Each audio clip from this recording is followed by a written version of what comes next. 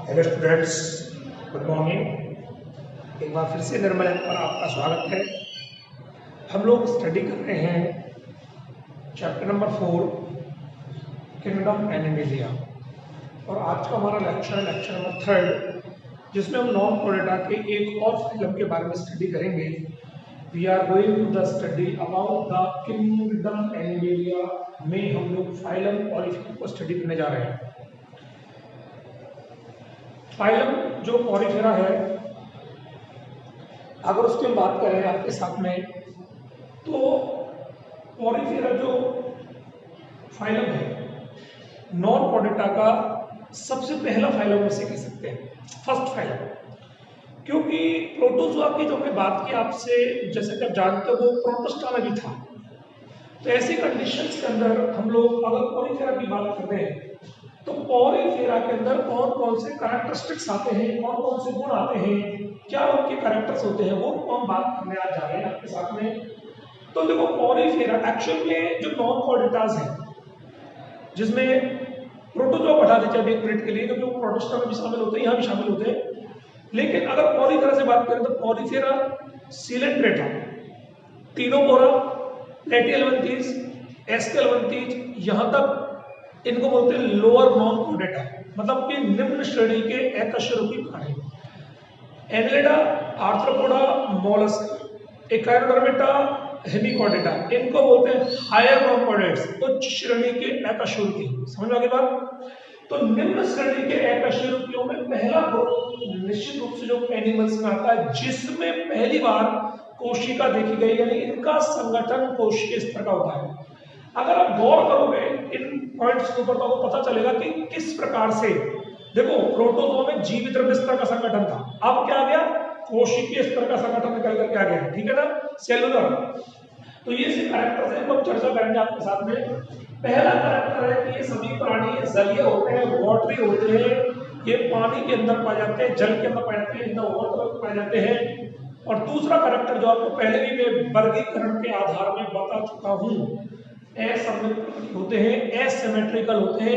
Asymmetrical meaning आप पिछले video में देख चुके हो, किसी भी एक्सिस से काटिए आपको तो समान भाग प्राप्त नहीं होंगे, ठीक है ना। असममित प्राणी होते हैं, जलीय प्राणी होते हैं। पहला कैरेक्टर होता है, ठीक है ना, इनकी कोई आकार आकृति विशेष रूप से निर्धारित नहीं होती, इन्हें पोर बियरर एनिमल्स कहते हैं। पोर बियरर एनिमल्स, पोर माने छिद्र, बियर माने धारण करने वाले, यानी छिद्रधारी प्राणी, छिद्रित प्राणी, छिद्रधारी प्राणी, जिनके शरीर पर पोर्स पाए जाते हैं। इस प्रकार के पोर्स यहाँ पर पाए जाते हैं, इन्हें छिद्रधारी प्राणी या पोर बियरर एनिमल्स कहा जाता है। जिनके पूरे शरीर का छिद्रित होता है, इसमें छिद्र पाए जाते हैं, ये पोर बियरर एनिमल्स पाए जाते हैं। और इन छिद्रों की खासियत होती है, वो छिद्रों की खासियत क्या होती है कि एक्चुअल में ये जो छिद्र होते हैं, ये जो पोर्स होते हैं, आपस में कनेक्ट रहते हैं। जैसे मान लीजिए मैं आपको एक उदाहरण दूं कि इसके ऊपर, इस मोबाइल के ऊपर, यहाँ भी एक छिद्र है, यहाँ भी एक छिद्र है, यहाँ भी एक छिद्र है, यहाँ भी एक छिद्र है, यहाँ भी पीछे भी छिद्र होते हैं। तो एक छिद्र दूसरे से कनेक्ट रहता है, आगे वाला छिद्र पीछे से कनेक्ट रहता है, इधर वाला इधर से कनेक्ट रहता है, इधर वाला इधर से कनेक्ट रहता है। इस प्रकार से ये छिद्र आपस में इंटरकनेक्ट रहते हैं और मिलकर के एक सिस्टम बनाते हैं, जिसे बोलते हैं नाल तंत्र या कैनाल सिस्टम। जो नहरें होती है ना, नहरें कैनाल होती हैं, वो एक दूसरे से कनेक्ट होती है, ठीक है ना, नलियों की तरह, नालियों की तरह, ठीक है ना। उसी प्रकार से कैनाल सिस्टम बना होता है, एक छिद्र दूसरे से इंटरकनेक्ट होता है। इस प्रकार ये नाल तंत्र या नली का तंत्र बनाते हैं। एक छिद्र जो होता है वो छोटा होता है, स्मॉल पोर्स होते हैं, कुछ छिद्र स्मॉल पोर्स होते हैं, छोटे छिद्र होते हैं, जिन्हें ऑस्टिया कहते हैं। क्या बोलते हैं? ऑस्टिया। इन ऑस्टिया से एंट्री मिलती है, किसकी एंट्री मिलती है? पोषक पदार्थों की, न्यूट्रिएंट्स की, वाटर की, यानी वाटर आता है, न्यूट्रिएंट्स आते हैं, पोषक होते हैं, और वो एंटर करते हैं, ऑस्टिया के द्वारा अंदर जाते हैं, न्यूट्रिएंट्स मिलते हैं, जल मिलता है, पोषण मिलता है। और दूसरे जो छिद्र होते हैं टाइप के, वो ऑस्कुलम कहलाते हैं, ऑस्कुलम कहलाते हैं, जो कि बिग पोर्स होते हैं, बड़े छिद्र होते हैं, जिनसे एक्सक्रीशन होता है, एक्सक्रीटरी मटेरियल्स को रिलीज किया जाता है, उनको बाहर निकाला जाता है। तो इस प्रकार छोटे छिद्र और बड़े छिद्र मिलकर के, ऑस्टिया और ऑस्कुलम मिलकर के दोनों मिलकर के क्या बनाते हैं भैया जी, कैनाल सिस्टम या नलिका तंत्र बनाते हैं।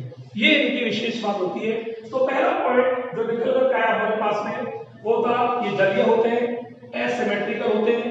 दूसरा पॉइंट जो निकल कर आया हमारे पास में वो निकल के आया कि all of the animals found in the Porifera group Porifera phylum they are all of the pore bearers, ये सभी छिद्रित प्राणी होते हैं। छिद्र में पूरे शरीर पर छिद्र ही छिद्र पाए जाएंगे। और इन छिद्रों की मैंने आपके साथ चर्चा की कि इनमें से कुछ छिद्र बहुत स्मॉल है, बहुत छोटे होते हैं, जिन्हें ऑस्किया कहते हैं, जिनसे मिनरल्स को कैरी ऑन किया जाता है, लाया जाता है, लिया जाता है, पोषण भोजन लिया जाता है, एंट्री होती है उनकी। और दूसरे टाइप के छिद्र जो होते हैं वो बिग टाइप के होते हैं, बड़े होते हैं, जिन्हें ऑस्कुलम कहा जाता है, जिनसे एक्सक्रीशन किया जाता है, उत्सर्जी पदार्थों को बाहर रिलीज किया जाता है, निकाला जाता है। और इस प्रकार आने और जाने का सिस्टम बन जाता है। और इसी सिस्टम को बोलते हैं कैनाल सिस्टम, नदी का तंत्र, नाल तंत्र। तो आगे समझ में।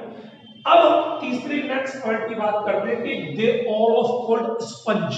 जैसे आपने स्पंज देखा होगा ना, स्पंज जो छिद्र छिद्र होते हैं, जो पानी को एब्जॉर्ब कर लेता है, ब्लड को एब्जॉर्ब कर लेता है। स्पंज जो होता है, जब रुई भी होती है, कॉटन होती है, इसी प्रकार के स्पॉन्ज कहलाते हैं। ऑल ऑफ द कॉल्ड, इनका जो कॉमन नेम है ना वो स्पंज है, स्पॉन्ज है।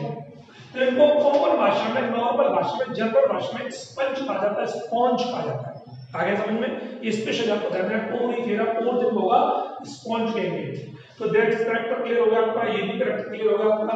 अब हम बात करते हैं कि इनके कोशिकीय संगठन के बारे में। बहुत अच्छा इसका टॉपिक, क्योंकि पहली बार सेल निकल कर आया। अभी तक प्रोटोजोआ के अंदर क्या निकल के आया था, जीवित द्रव्य, जिसको हमने प्रोटोस्टा में रखा था, यहां भी रखा था। लेकिन इनका संगठन सेल्यूलर होता है, कोशिकीय स्तर का होता है, अर्थात इनमें कोशिकाएं पाई जाती हैं। और जब कोशिकाएं पाई जाएंगी यानी इनके निर्माण में कोशिकाओं का योगदान होता है। इनका पूरा के पूरा शरीर कोशिकाओं से निर्मित होता है, सेल से निर्मित होता है।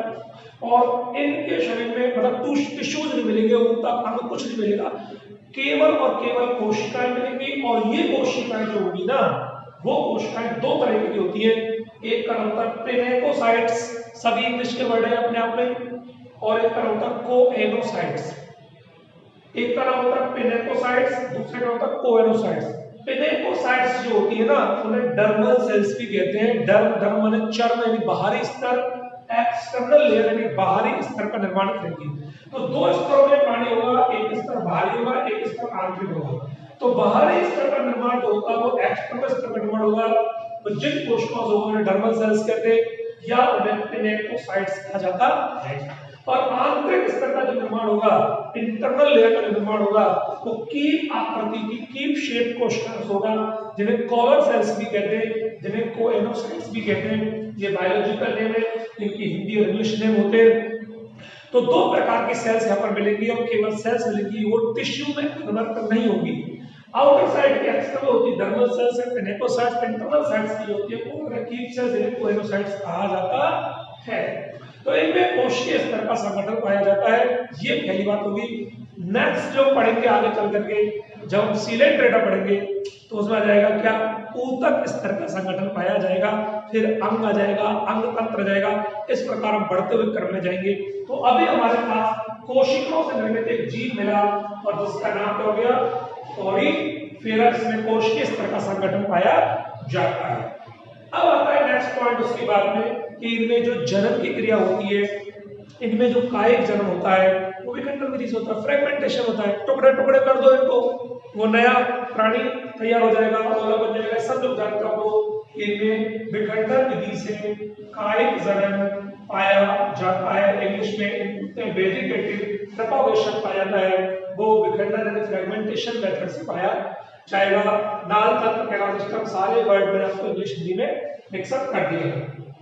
इनमें लैंगिक जन्म भी होता है, यानी कुछ प्राणी मेल की तरह, कुछ प्राणी फीमेल की तरह बिहेव करते हैं और गैमेट्स प्रोड्यूस करते हैं। गैमेट्स माने युग्मक प्रोड्यूस करते हैं। तो इनमें युग्मक निर्माण होता है और वो युग्मक निर्माण लैंगिक जन्म के दौरान होता है, अर्थात ये प्राणी लैंगिक जन्म करना शुरू करते हैं। चूंकि इनमें कोई लिंग या सेक्सुअल ऑर्गन तो नहीं होता, लेकिन अपने आप में ये जो कोशिका होती है, जो प्राणी होता है, वो अपने आप को मेल और फीमेल के रूप में, प्लस और माइनस के रूप में, पॉजिटिव और नेगेटिव के रूप में कन्वर्ट करके एक मेल की तरह बिहेव करता है, फीमेल की तरह बिहेव करता है, और दो प्राणी मिलकर के आपस में मिल जाते हैं और इस स्थिति में लैंगिक जनन होता है और वो युग्मकों की तरह बिहेव करते हैं। नेक्स्ट पॉइंट होता है कि अगर हम इनको देखें तो ये उभयलिंगता रखते हैं, एक ही प्राणी मेल की तरह भी बिहेव कर सकता है और फीमेल की तरह भी, यानी बाइसेक्सुअलिटी ये प्रोड्यूस करते हैं, बाइसेक्सुअलिटी रखते हैं, यानी मेल की तरह भी बिहेव कर सकते हैं और ये फीमेल की तरह भी बिहेव कर सकते हैं। इनमें उभयलिंगता पाई जाती है और निषेचन इनके अंदर आंतरिक प्रकृति का होता है, अंदर होता है, क्योंकि इनमें मेल फीमेल सेल्स पाई जाती है। सबसे इंपॉर्टेंट जो पॉइंट आता है ना, वो अब निकल के आया है, सबसे इंपॉर्टेंट पॉइंट जो उसमें निकल के आया है वो ये निकल के आया है। ये आपको समझना होगा, आगे तक के लिए आपको क्लैरिफिकेशन दे देगा, आगे तक के लिए आपको पूरा समझा देगा ये क्या चीज है। अप्रत्यक्ष परिवर्धन इनमें मिलता है, यानी इनडायरेक्ट डेवलपमेंट मिलता है, इनडायरेक्ट डेवलपमेंट इनमें पाया जाएगा।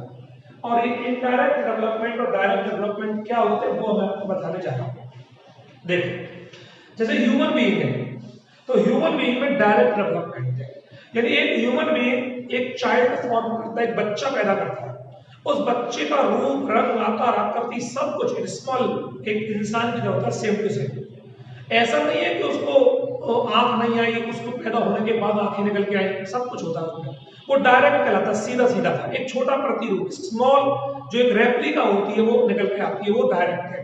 तो जो बच्चे देते हैं ना वो डायरेक्ट है, लेकिन जो लार्वा देते हैं, बच्चे देते हैं मतलब उन जो अपने शरीर से जिस भ्रूण को, जिस एम्ब्रियो को रिलीज करते हैं, बाहर निकालते हैं, वो हुबहू सेम टू सेम उस प्राणी के समान नहीं होता, थोड़ा चेंज होता है, डिफरेंट होता है, फिर उसमें डेवलपमेंट होता है साल में, 6 महीने में, 2 साल में, तब वो उसके अनुकूल बनता है, उसके अनुरूप बनता है, उस जैसा बनता है।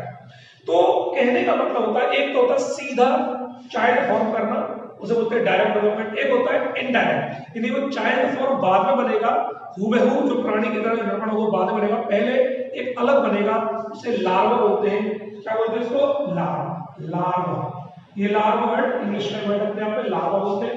तो ऐसे प्राणी जो अपने जीवन में भ्रूणीय विकास के दौरान, एम्ब्रियो डेवलपमेंट के दौरान सीधा चाइल्ड प्रोड्यूस नहीं करते, क्या प्रोड्यूस करते हैं? लार्वा प्रोड्यूस करते हैं। फिर वो लार्वा नेचर के संग रिएक्ट करते हुए फिर यूथ में कन्वर्ट होता है, चाइल्ड में कन्वर्ट होता है।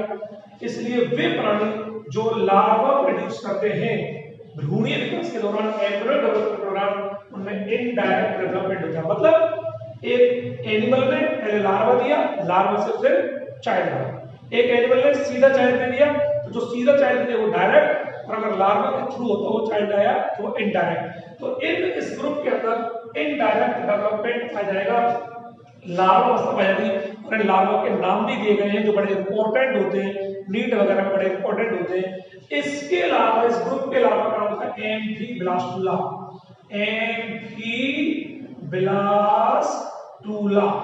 एम्फीब्लास्टुला या पेरेनकाइमुला, ये बहुत ही इंपॉर्टेंट है। एम्फीब्लास्टुला, पेरेनकाइमुला आपको नोट्स भेजे जा चुके हैं पीडीएफ, ठीक है ना। आर्थ्रोपोडा तक की मैंने हिंदी मीडियम को भेज दी है और इंग्लिश मीडियम को मैंने पूरा नॉन-कोडेटा भेज दिया है। और जो बच्चे जो रिमेनिंग आर्थ्रोपोडा की बात की मोलस्का वगैरह का डोमेटा, उनकी मैं हिंदी मीडियम वालों को बाद में भेज दूंगा, ठीक है ना। अभी आप उसको नोट कर लीजिए, फिलहाल उनको नोट करते रहिए आप। समझ में आ गया? एम्फीब्लास्टुला पेरेनकाइमुला नाम का लार्वा इनमें पाया जाता है। ये इंपॉर्टेंट पॉइंट्स आपके सामने आ जाते हैं सारे के सारे। ये कैरेक्टरिस्टिक्स हैं, पॉलीफेरा के कैरेक्टर्स हैं, पॉलीफेरा के लक्षण होते हैं सभी, इनको आपको ध्यान से पढ़ना है। अब हम आते हैं अपने मूल बिंदु पर, क्लासिफिकेशन के ऊपर, कि इस ग्रुप को क्लासिफाइड किया गया है। और क्लासिफाइड किसका आधार किया गया है? इन प्राणियों का एक बाहर से मिट्टी का या सिलिका का या कैल्शियम का कंकाल बन जाता है। जल में रहते हैं ना पानी में, तो वहां कैल्शियम होता है, मिट्टी होती है, उसका एक लेयर बन जाती है। तो इनके कंकाल निर्माण के पदार्थ के आधार पर, कि इनका स्केलेटन, इनका कंकाल, इनके ऊपर किस चीज की लेयर बन जाती है, उस पदार्थ के आधार पर, उस मेटेरियल के आधार पर इनको 3 वर्गों में डिवाइड करते हैं। कौन कौन से होते हैं?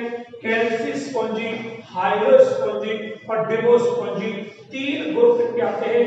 तो हम लोग अब इस ग्रुप को क्लासिफाइड करने जा रहे हैं, वर्गीकरण करने जा रहे हैं कि कौन कौन से 3 group according to the making of the skeleton material, एक जो स्केलेटन मटेरियल होता है उसके आधार पर इनको 3 ग्रुपों में डिवाइड क्या है, कौन कौन से 3 ग्रुप अगर हम बात करें तो मिलेंगे। तो हम इनको इनके कंकाल के पदार्थ के आधार पर डिवाइड कर रहे हैं और वो हो गया हमारे पास में कैल्सी स्पॉन्जी, कैल्सी स्पॉन्जी, ठीक है ना, फिर हाइलो स्पॉन्जी होगा और तीसरा होगा डीमो स्पॉन्जी, ये डीमो स्पॉन्जी। 3 होंगे इसके अंदर, कौन से होंगे, ये होगा कैल्सी स्पॉन्जी, ठीक है ना, ये होगा हाइलो स्पॉन्जी,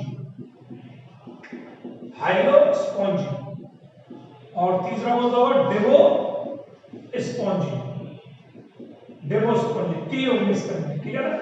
अब इन तीनों में किसकी बात कर रहे हैं अपन, इन तीनों के अंदर अपन लोग कंकाल की बात कर रहे हैं कि जो कंकाल होगा ना वो किस प्रकार का बनेगा। तो सीधी सी बात है, अलग अलग पदार्थ का बना हुआ है, किस किस का बना हुआ है, भोजन देखते हैं। देखो यहां पर जो एक कंकाल होता है, स्केलेटन होता है कंकाल, वो कैल्शियम कार्बोनेट का बना होता है। इसका होता है कैल्शियम कार्बोनेट। यहां जो कंकाल है वो सिलिका का बना हुआ है, सिलिका मिट्टी होती है, सिलिका, ठीक है ना। और ये जो कंकाल है वो सल्फर कंटेंट होता है जिसका नाम होता है स्पॉन्जिन प्रोटीन, सल्फर युक्त स्पॉन्जिन प्रोटीन। तो सल्फर युक्त स्पॉन्जिन प्रोटीन का बना होता है, सल्फर कंटेंट उसमें जरूर होना चाहिए। तो सल्फर युक्त स्पॉन्जिन प्रोटीन से बना हुआ कंकाल यदि प्राणियों में मिलता है तो उस ग्रुप को बोलते हैं डेमो स्पॉन्जी। यदि सिलिका का कंटेंट बना हुआ, सिलिका युक्त कंकाल बना हुआ है, कंकाल से निर्मित है, सिलिका सैंड होती है, तो उसे हाइलो स्पॉन्जी ग्रुप में रखते हैं। और यदि कैल्शियम कार्बोनेट से निर्मित है कंकाल तो इस ग्रुप को हम लोग कैल्सी स्पॉन्जी के अंतर्गत रखते हैं। ये 3 ग्रुप यहाँ पर पाए जाते हैं जिनकी चर्चा हम लोग आपके साथ में कर रहे हैं, ठीक है ना। अब इनके एग्जांपल्स प्रोवाइड कर लेते हैं आपको कि कौन कौन से इनके एग्जांपल्स होते हैं। तो साइकान या ल्यूसिया नाम का एग्जांपल आएगा आपको किसमें, कैल्सी स्पॉन्जी के अंदर। और यू प्लैक्टुला, तो देखो साइकान एग्जांपल, साइकॉन ब्रैकेट में ल्यूसिला, साइकॉन या ल्यूसिला जो होता है ना, ये साइकॉन एकमात्र एग्जांपल, एक एग्जांपल अपनी किताब के अंदर वो हम आपको बता रहे हैं। दूसरा यहां पर बड़े अच्छे एग्जांपल आते हैं आपको, एग्जांपल ये होगा यूप्लैक्टुला, ठीक है ना, कैसा एग्जांपल होगा यूप्लैक्टुला, बड़ा अच्छा है एग्जांपल। इसको वीनस की पुष्प मंजूषा भी कहते हैं। और हाइलोनिमा, दूसरा होता है हाइलोनिमा, और बहुत सारे एग्जांपल हैं। हाइलोनिमा से ग्लास रोप स्पंज भी कहा जाता है। तो ये तो हो गया ग्लास रोप स्पंज, और ये हो गया वीनस की पुष्प मंजूषा बताइए अभी आपको। और डेमो स्पंज जो होगा ना उसके अंदर आपको यूस्पोंजिया क्लाइना, एग्जांपल यूस्पोंजिया क्लाइना, हिंदी में छेदक स्पंज, यानी कि बाथ स्पंज। इसके अलावा आपको स्पॉन्जला, स्वच्छ जलीय स्पंज, स्वच्छ जलीय स्पंज। आप सोच रहे होंगे कि इनकी क्या मतलब जरूरत है, तो ये समझना पड़ेगा आपको। ये बहुत ही इंपॉर्टेंट एग्जांपल्स है, एग्जांपल बेस्ड पे इसी प्रकार से चलता है। देखो पहला ग्रुप है जो आपको पता है कैल्सी स्पॉन्जी, जिसमें कैल्शियम कार्बोनेट से निर्मित कंकाल मिलेगा, ठीक है ना। और उसका एग्जांपल है साइक्लोन एंड ल्यूसिफर। इतना इंपॉर्टेंट नहीं है, ठीक है ना, ये सुरक्षात्मक इसका व्यवस्था है। लेकिन ये हाइड्रोस्पंजी ग्रुप की बात करें तो सिलिका से निर्मित है, और सिलिका जो होती है ना वो चमकीली रेत होती है, मिट्टी होती है समुद्र के आसपास, और वो जमती रहती है और जमते जमते एक विशेष प्रकार का स्ट्रक्चर प्रोवाइड कर देती है, तैयार करती है सिलिका। तो इसके दो आपके सामने एग्जांपल्स आ रहे हैं। एक का नाम है Euplectella, it is a very very important example. Euplectella Venus की पुष्पमंजिशा को बोलते हैं, पर फ्लावरिंग